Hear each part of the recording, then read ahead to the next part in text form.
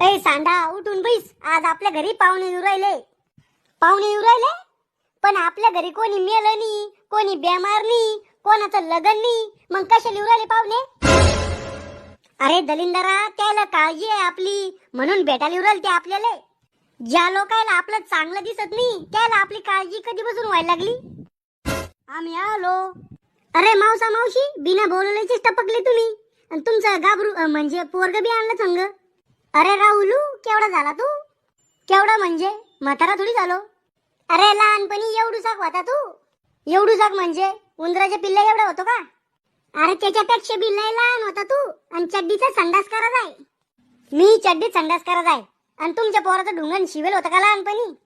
अरे पाहुणे हो, बसून घ्या. त्याला कुठं डोकं लावून राहिले? गोळ्या आटपेल त्याच्या. यायला काही तकलीफ तर झाली नाही ना?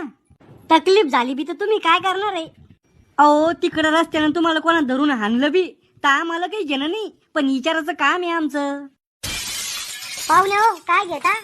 एक BMW कार देतो का? ओ मावसा, जत्रातली 10 रुपयाची गाडी घ्यायची लायकी नाही हो तुमची. आणि तुम्हाला BMW पाहिजे? डोसाला काय घेता? काळा चहा, पाणी, ॲपल ज्यूस. लिंबू पाणी सोडून दुसरं ज्यूस पाहिजे सुद्धा नसनो तुम्ही.